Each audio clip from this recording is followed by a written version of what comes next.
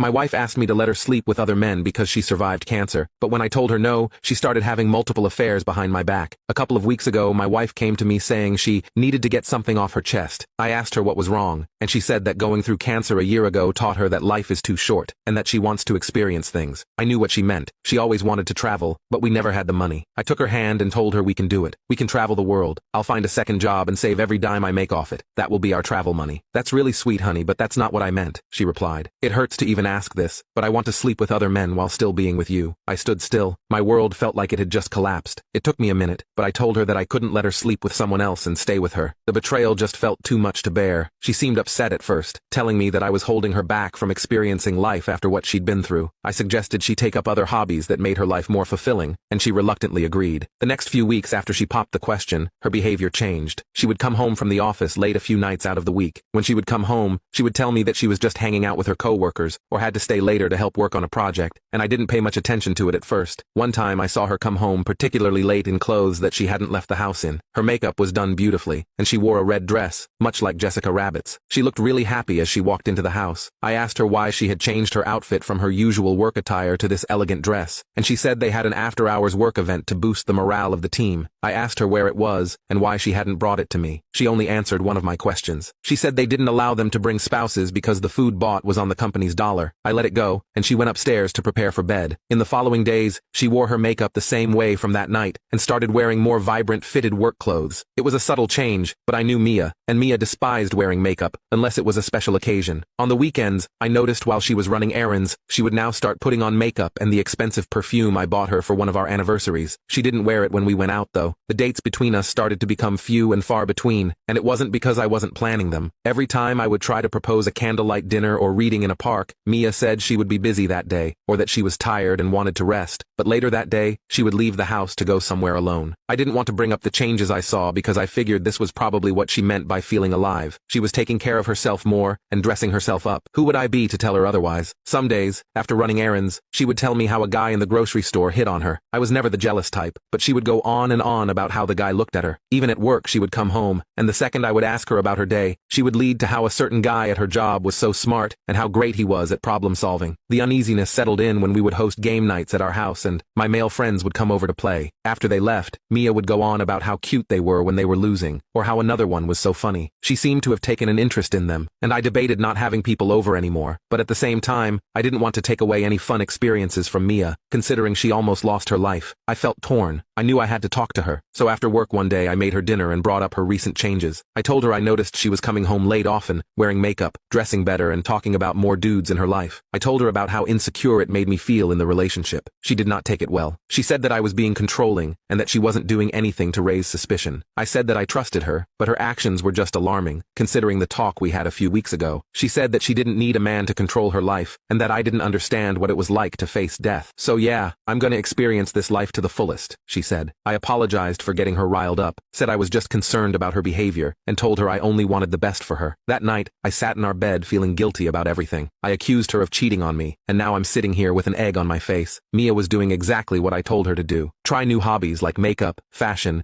and being more sociable, and here I was telling her to stop, because it made me feel uncomfortable. I felt terrible. I was too strict on her. Then I began to think, why was she only more sociable to men? The feeling of potentially being toyed with ate at me. One moment, I felt that she was playing me and using cancer as a cover-up for her true intentions, and the next moment, I felt guilty for convincing myself of this. It had been weeks since our last date. Every night that Mia would come home, it would be almost my bedtime. We didn't talk much other than an occasional, "How was your day?" or "Could you pick up milk on your way home?" Mia started going on weekend trips, and whenever I asked her where she was going, sometimes she would say she was just out with her girlfriends. Other times, she claimed it was for her job. I told her it was weird that they had her working late and asking for time on the weekends, and she said that it was because of some big project they were preparing for. I asked her if I could tag along, and she accused me of not trusting her. She seemed really upset every time I asked her, so after a while, I would stop asking and tell her goodbye, and to be safe. One day, she came home from work, late again as usual, and spoke to me first. I hadn't experienced this for a long time, and I was excited to talk to her. She asked me if I had time to talk, and I said of course. She then dropped another bomb on me. She asked if we could open our marriage, and went on to talk about all the benefits we would have. She said we would both be happier, and that we would no longer have to worry about being jealous of each other, because we both would establish ground rules in the beginning. I couldn't believe what I was hearing. My heart felt just as broken as when she asked for my permission to cheat on me the first time. I felt a lump in my throat and looked looked at her. I knew that I didn't want anybody else. She was waiting for my answer, and I saw the look on her face was of desperation. I told her that I still didn't feel comfortable opening our marriage, and she began to cry. She cried and pleaded. Mia told me that surviving cancer was the biggest eye-opener for her, and changed her life. She said she craved more excitement out of life now, to make up for the years that were robbed of her from the constant suffering.